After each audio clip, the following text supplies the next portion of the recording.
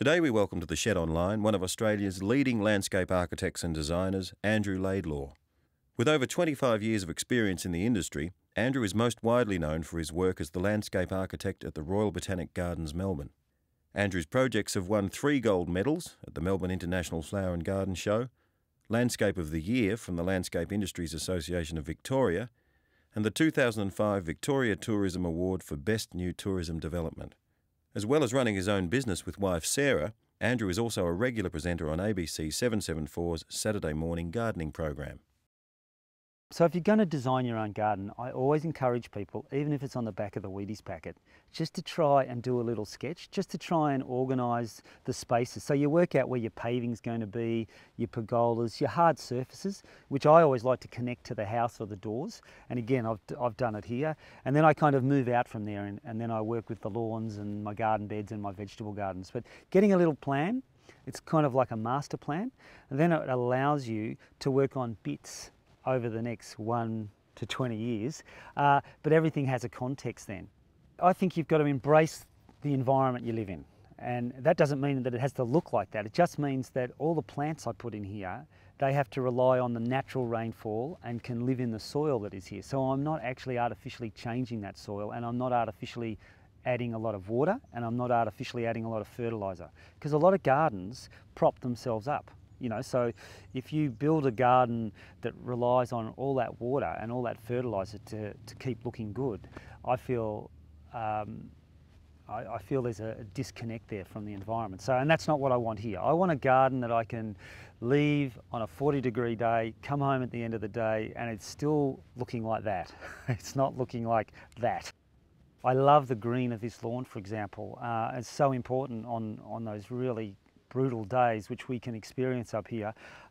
These are warm season grasses. I don't have to water them. They stay green all summer, and it's just fantastic relief for me. So I've got native plants, I've got succulent plants, I've got my vegetable garden, I've got my herb garden. I'm even trying to grow some orchard trees. Some of the unique challenges of this area is there is no topsoil here. And when I say no topsoil, I mean there is literally about 25 mil of a grey kind of crusty soil. This is a north-facing slope.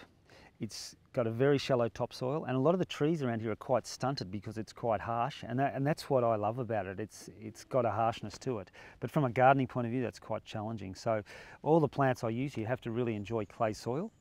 The only place where I artificially kind of changed that a little bit is in my vegetable garden, where I need to work at over the years to build up some soil matter there to allow me to really grow some vegetables. Finding the right plant is actually quite challenging sometimes for gardeners, because I've had 25 years of being in horticulture and I've learnt a lot about plants. I also work at the Botanic Gardens, which is just an incredibly rich environment to work in, and I've learnt a lot about plants. So for gardeners, you can go along to a nursery and they'll arrange plants in terms of how much water they require, and they don't often tell you how, if they rely on fertiliser and things, but general knowledge from gardeners' point of view is about looking at other gardens and seeing what's growing in the local area, and that's a really good indicator. And if I go into a country town, if I'm working in another area, I always look around and see what's growing in the main street or in people's gardens, because you have to understand your local weather. You have to understand how much frost you get, how much rain you get,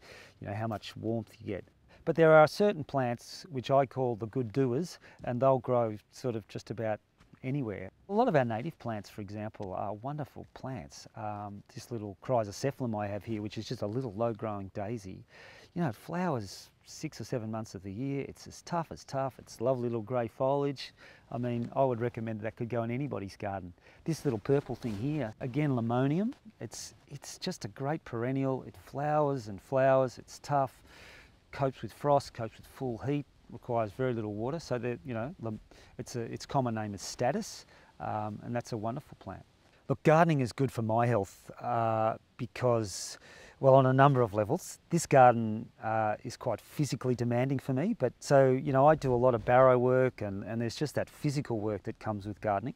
But the other thing particularly a garden that's developing, it's really about, it's part of my dreams, you know, and I think about it all the time, and I try to be creative with it. So it's like a creative outlet for me, and I just think that's so important that I have that, and could only encourage other people to have it, because it really, I spend a large amount of time thinking about it and planning and dreaming in many ways what I'm going to do when I have a lot of money, or what I'm going to do if I could get a machine in here to do things. And so I enjoy that. I enjoy the sort of the creative thinking about how I'm going to work this garden. So it's very healthy for me. The other thing where gardening is so wonderful is that you can garden together in a community sense. Now, Sarah and I will garden together. The kids don't come out and garden. You know, I have to get them out here to do things, so that's not real that they would come out and garden. But Sarah and I can spend days in the garden, which is wonderful.